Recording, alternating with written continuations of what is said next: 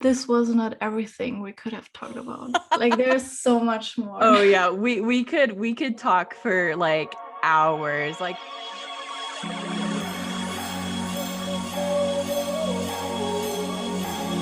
do you remember the first piece of merchandise that you got for Winx Club? I have prepared something for you. Wait a second. So this was my first item. You can also see it in detail on my Instagram profile. This is a magazine. This is the first magazine from Winx, which was released in Germany. It's by Panini. Maybe you know that brand. It's an Italian brand. And like you can see, it came on this huge cardboard thing. And as an extra, it has this purple bag. And this was my first item. I still remember the day when I saw this and when I got it. Yeah, I love that so much. Can you explain me the forum thing? Because I don't really remember it on the first design of the website, but I knew it was a very, very huge thing with the season 4 website. And I don't know why, but I didn't understand the structure of this forum. I was just there and I was like, what is that? Like, I don't understand it. Yeah, let me I think we had like a German admin there as well. But I don't know if I ever had a look in the English forum. But do you know Winx Revolution? Yes. He also was like part big on the yes, and I didn't know which English. Yeah. So this is a good example. I'll share my screen with you. So this is the closest thing that I've found to the layout that that was on the English forums. So there's topics, so different sections for different topics. So in the original Winx Club English forum, there was there was chatta. So chatta was like where people just want to like message each other and chat. Here, obviously, this is a Winx Club forum that a fan made. But so here we have like Winx News, and then inside of the forums were threads. So like different topics that other users created. So I had a Winx Club forum thread called WinxForever News, and WinxForever News was my news station, if you will, for just all the reporting that I would do. And so in here, like we've got like just different news articles. This is obviously old. Michael's Winx shutting down, but yeah, and so they were talking about it. Yes. Oh my god, and I thought I was the only one to care. Right, and that was kind of like my thing. Like when I was the only person in kind of my bubble growing up watching Winx Club, like finding these forums was like so magical because I learned that I wasn't the only one that was obsessed with this show, and it was just so fun. So you've got like the different posts. So the first post at top would be the very first post, like the content, the main content of this thread, and then below it was just like a message board. So you would have other users. You can see their profile, when they were on last, how many posts they have, when they joined the forum, where they're from, stuff like that. You can also see if they're an admin or not. So this person was an admin. They help administrate the forum, keep things kind of kosher, keep things like very, if people are going against guidelines, they would either flag them or message them, let them know, if so were you also like an admin? I was never an admin. That was like almost a full-time job. Like it was very a lot of work. Yeah, I was just wondering, like, where would you have that time to do all of that? And like, I mean, how much time do you need to spend to go through that complete forum and Yeah. like answer everything you want to answer. You know what I mean? Like there's Yeah. so much.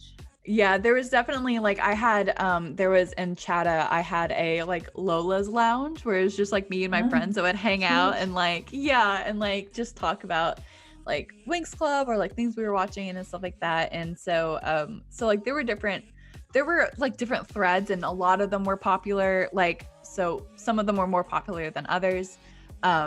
And then there was a fan fiction thread, there was a role playing thread, like there was, you know, a bunch of different threads that that people were a part of, but it was really cool. And then there was a private channel on the forum for just the Winx Club online magazine staff. So it was where we would like submit our articles each month, where we would collaborate each month to actually make the magazine happen. And so we would go on that forum thread and crank out the magazine each month. And yeah.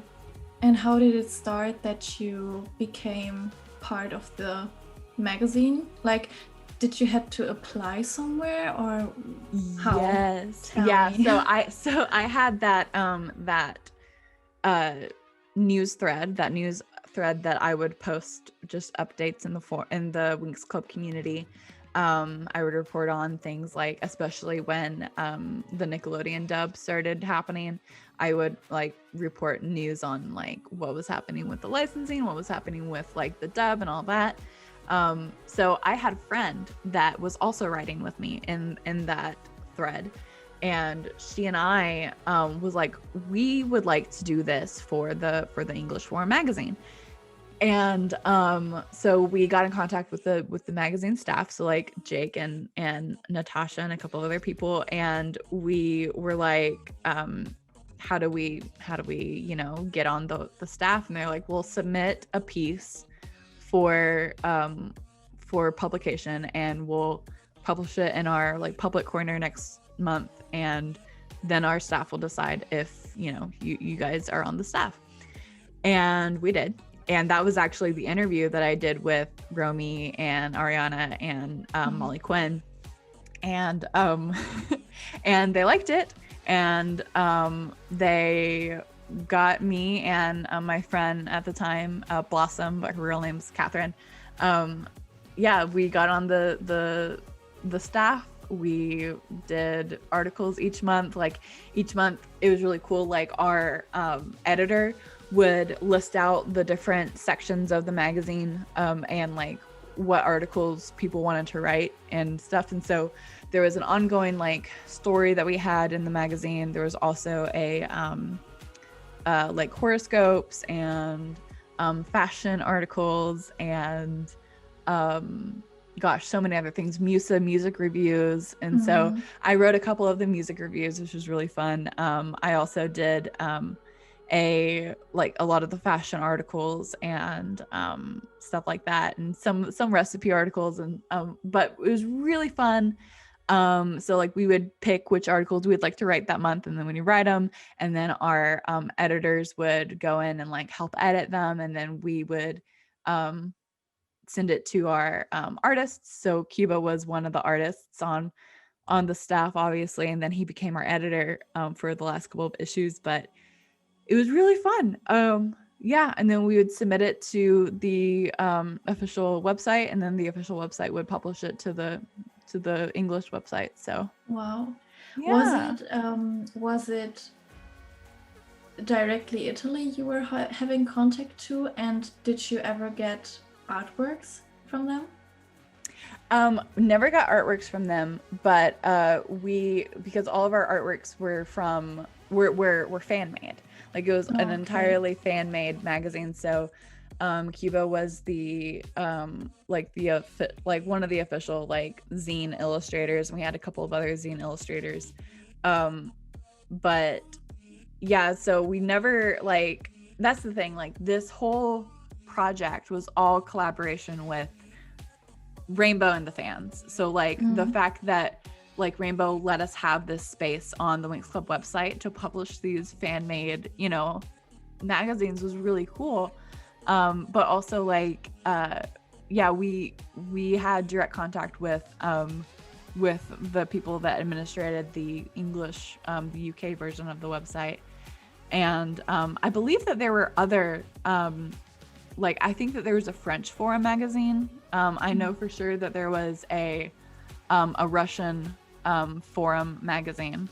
But I'm not sure about any other regions, but there was definitely those where other fans in those forums submitted their own version of their magazines. And so, yeah, it was really fun time because, like, Yes. I feel like back then Winx Club and Rainbow really did care about bringing in the fans to be a collaborator, you know?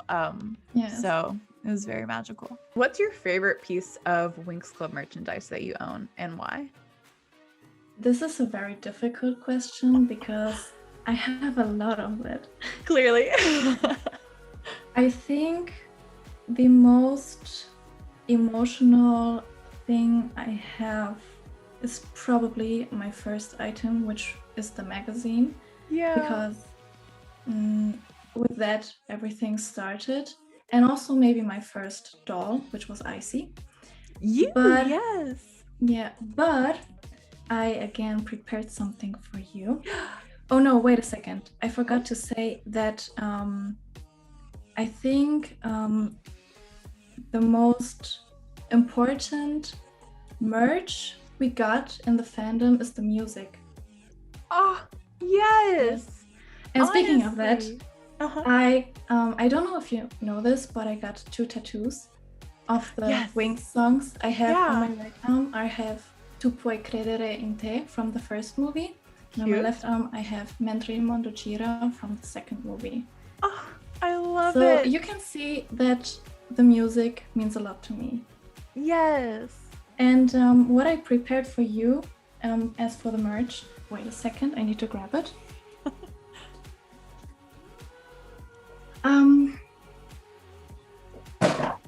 No, it fell down. Okay, wait a second. So, I thought about this, and since we are talking about America and for kids and so on, I had like this cool memory in my head that someone called Michael from Michael's Winx Club. Do you know him? I know him, yes. He is iconic. Sadly, he deleted his website because of, like, it cost money and so on. But we became quite close friends, and he was so kind to send me something a few years ago. And he sent me this Fairy Couture bloom bag he got from, I think it was Licensing Expo from Rainbow. I love it. Because he helped tidying up the booth. Yes. And also something you can't buy. This book, it's a notebook with Stella Fairy Couture. Oh my goodness. And on the back you have the address of Rainbow. Incredible. And he also got it there, and it's like empty, it's just a notebook. And so yeah, I think so it's very, cool. very special. That is so special. Yes. Wow. How kind of him. That is so nice. This is in like my Fairy Couture corner. Right there. I love it. How many, like, you probably, I don't know, do you catalog your Winx Club stuff? Like, how many things do you have of Winx Club just in total? I started to like write down everything with my like 5th doll. But I mean, I was 10 years old. But at one point I stopped. I like have an incomplete list about all of the German magazines. I have an incomplete list about my dolls. And sometimes I have written down certain things, but at one point I stopped doing it. But I probably know everything I have. Yeah, awesome. Did you ever had a time where you thought, I don't know when you had your time where you like stopped being very active, but did you ever had a time where you thought that you were not getting as much attention from Rainbow as you would have liked to get, or where you thought that you did so many things, and now I lost what I wanted to say, but you know what I mean. Yeah. There was a time for sure, like there was this like really quiet period for me in the fandom, probably like 2011, well, maybe 2012 to like 2016-ish. That I really wasn't a very like active member of the community. But I still enjoyed Winx Club. I loved World of Winx. I loved the Fairy Couture style. Like, it was like one of my favorite art styles of the franchise. And so like, so I was still part of it, but I wasn't an active like contributing member. And then when I like decided to re-enter the space was when I discovered Almost Magical, Dawn's Chocolate Smoothies fan comic, and I was just blown away by the like sheer brilliance of it. Like it was just so well done, so well researched and thought out, and like Dawn is just one of the most incredible artists and creative like people that I've had the pleasure of knowing. And so that was kind of like, I have to be a part of like this creative community and like what it's creating. And it's like, but I'm not an artist.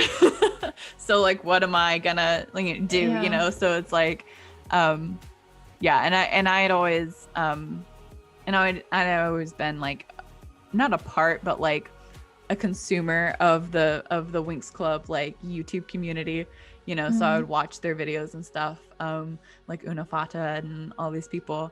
But in Unicorn of War, all of their videos are so great. But it, I never really wanted to make a YouTube channel for Winx Club, because I've done YouTube before. Like we've discussed, like I've done YouTube before, and I wanted to like a new way to kind of like push me creatively, like to encourage like new content and stuff. So it's like, well, what about a podcast? And so here we are. By the way, since we are talking and I'm here in my room, is there anything you ever wanted to see from the merch or so? Oh my gosh. This Layla doll. Oh gosh, the dang Layla doll. I can't believe that I did that. So I love the Mattel, I don't know if you have it, Daphne doll, the one from the movie. Do you have it for real? Yes, of course. I'm gonna die. Oh my gosh. Stop. I've been looking at them on eBay. Oh my gosh. She's open, by the way. OMG. I am obsessed. Oh my gosh. Oh, that makes me so happy. I love her. Yes.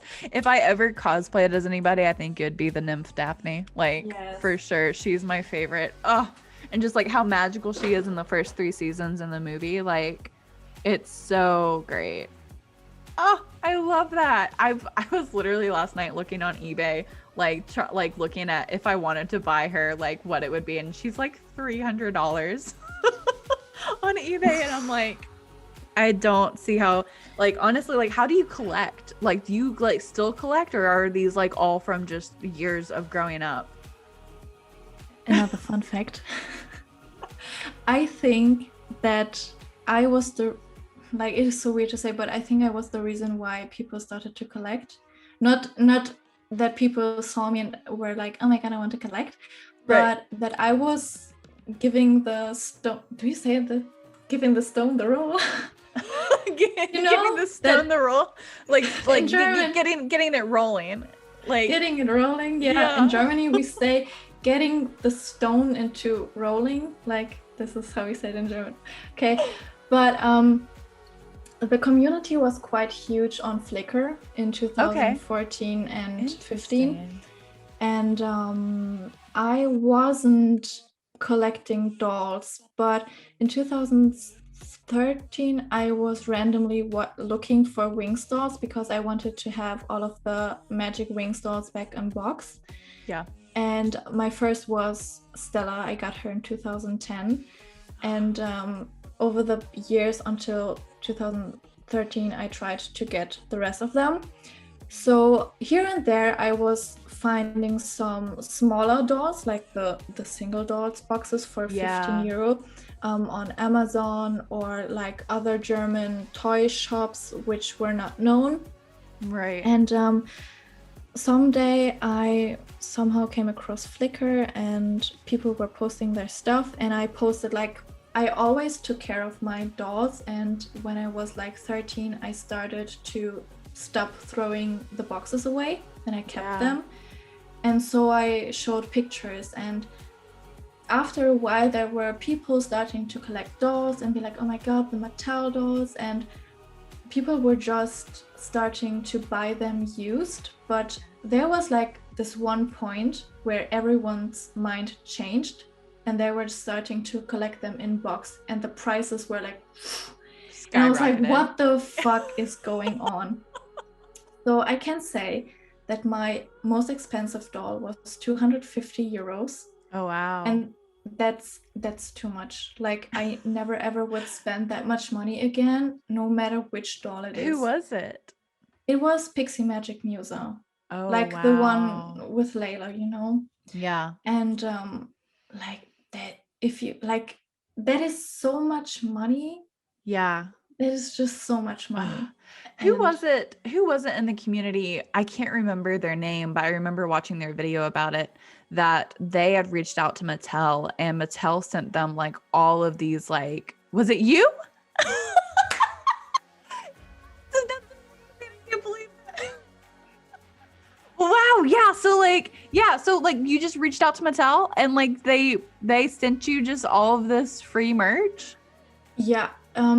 I think it was in 2011. It was around the time when I was in the Magic Land. So, as you know, I hadn't anyone to talk to about this. So I was sitting in my room and I really wanted to have the first Magic Winx dolls back in box. And it was my only dream at that time, just to have those dolls. There was nothing else I would have ever wanted. And so I was like, wait a second. In that time, it was 2011.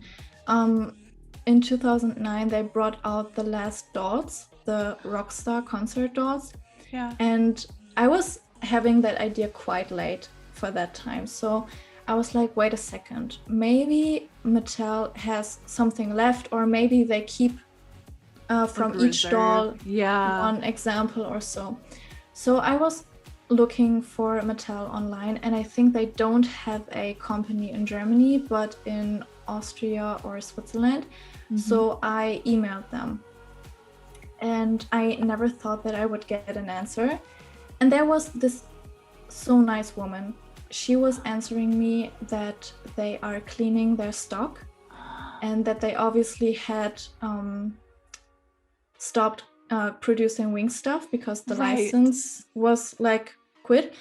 And she was like, please give me your address and I will see what I can find for you. And then I wasn't hearing anything from her. And one day there were like 2 big boxes delivered to my house, and I was like, what the fuck is that? I was preparing myself to pick something heavy up, and it was so light. And one box I was like making this, and I was hearing a sound. It was like, and I was like, wait a second, this sounds like the Enchantix Winx. And I was taking those boxes up. I was looking on the address thing, and I saw it was Mattel. I was like, what the fuck? I didn't order anything. I opened it, and there were several things inside, like dolls. Most of them I had double. And some things I didn't have in my collection. And I was like crying so much. I went to my computer and saw if I got any emails. And I got this email before the package was arrived, but I didn't saw but I didn't see it. And there was this woman. She was like, everything we had left in stock I sent to you. I hope you're happy with it, and I hope there's anything inside you like to have. Oh but my gosh. obviously she didn't want me to sell it. But since I Right, had because it was a something to gift. double, I Mhm. sold the things I had double, but everything I didn't have in my collection, I kept it obviously. Ah, And this is so funny that you speak of it. that's so, well, first of all, it's so funny that I remembered that story but didn't remember that it was Yes, you. Like, like I remember watching your video about it and I was like, that's so this funny. girl is a Was it? genius. Was that was that video in English? I think so, yeah. Yeah, then I know that I posted it 2017 in English and I think Nice. 2013 in German. Like Okay, yeah. previously I only had German videos, but then I realized maybe I should start English. Yeah. Oh my gosh. My favorite though, like one of my favorite videos of yours was when you were live or blind reacting to the trailer for Fate. The fact that when you were like, wait a minute, this is really good. I died. I was like, that was my exact reaction.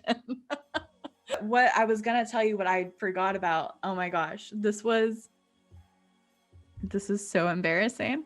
So during kind of that like stage of like I wasn't really active in the community, I was bored one day and I was like probably like 16 or 17, I don't know.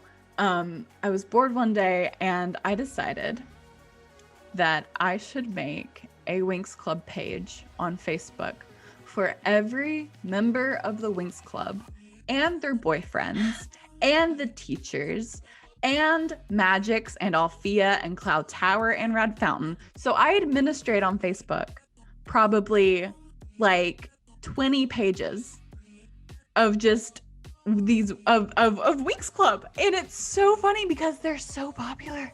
And I'm like, I don't ever do anything with them. Really?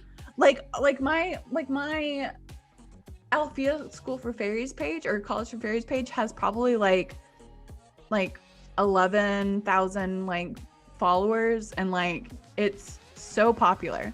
And I get Wow. messages. I still get messages all the time.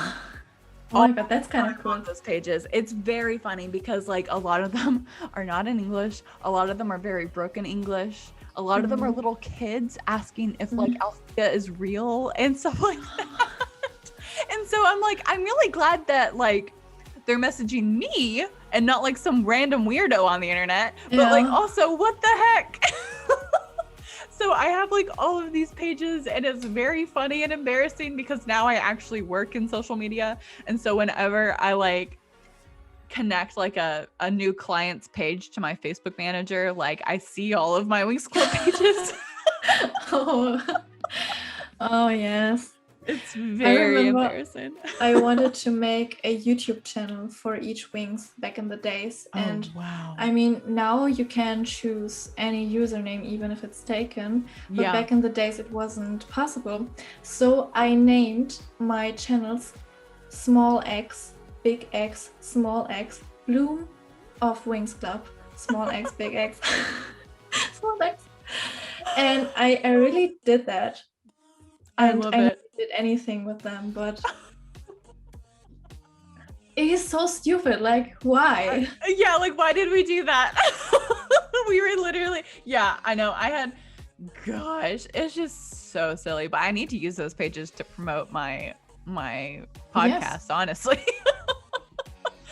Oh my gosh, I'll send you the pages. They're comical. I can't believe I did it. Like, oh my gosh. And like they interact, like they would interact with each other. Like it would be like Flora and Musa going shopping in Magix, and like they would tag Magix and all this stuff and tag each other. And I'm like, I can't believe I made these. So funny. Oh my gosh, embarrassing. But I mean, it's like 10 years ago when you did them, so yeah, props to you that you didn't delete them. Thanks. Yeah. so silly. Oh my gosh. I wish I had like your, how do you say it? Your time management and your energy to make everything I want to make, because I really like, on one side I think nobody cares, but on the other side I think even if there's only one person who likes to watch or listen to me, Yeah. it's like worth it to do it. But I don't know if you also have that feeling, but since we're so long in this fandom, I have the feeling of telling everything from the start Yes. to now what happened over the past years, because I think I have many things to say, the same as you. Absolutely. Yeah, and that was kind of like my strife with the show of like, where do you even begin? You know, like it's been 17 years. Like there's been so much that happens, and like so much that like you said, like I have to say, and like thoughts and feelings, and it's like so what was easiest for me was give a brief overview of all of the things, and then kind of like a soft introduction, and then obviously go over all the Fate stuff because that was super relevant when I started my show. But now I have the freedom to, you know, invite other people in the fandom to be a part of the show and to get different insights from different people and to talk about our individual experiences. And then through that, we can dive deeper into the show, into the fandom, into the franchise, you know, what we liked, what we didn't like, what, you know, kind of some of the deeper stories and character arcs there were in the franchise. Like there's just, like you said, there's so much. There's so many possibilities and things, but no, I definitely feel that, like, especially being a longtime Winx fan and having the following that I did in the forums, and then coming back into it, and now it's like I have to start from scratch, like with the following, you know, of like, you know, it's fun. I think that getting hung up on numbers, like you said, like even if like just one person like finds it relevant, like that's a win. Like, you know, connecting with other people is such a special thing, and if you can do that, you know, I think that's really, really awesome. But sometimes it does feel like it's shouting into the void. Sometimes, yes. Sometimes it's like, you know, is anybody enjoying this at all? You know, like, but I think that's when you have to really enjoy it. I think that's when like you have to do it for yourself first. You have to create what you like, and because especially in my profession and in what I do for a living, when I have like an artist or a client or someone that just does not like posting on social media, that just does not get the whole like digital marketing thing, like it shows. Like it shows when people are not engaged with their own content. It shows when people don't enjoy what they're creating. You know, it comes through your art, it comes through what you make. And so I think that is a number one like priority of mine, is like, I'm going to keep doing the show until it stops being fun, you know, like until it stops, until it becomes more of a job and less of a like fun thing that I get to do with my friends, you know? And so I think that is probably like the best piece of advice I could give you or anyone that wants to do anything like this. Like, you know, make it for yourself first, and find joy in what you do and what you're posting. And if you stop enjoying it, then change it up, do something new, find a new way to enjoy it. What's gonna prove to be very challenging is that now that things are opening back up, because in America, because like our vaccine distribution, it's going to be very interesting to see what happens with my podcast now that I'm gonna have a social life again.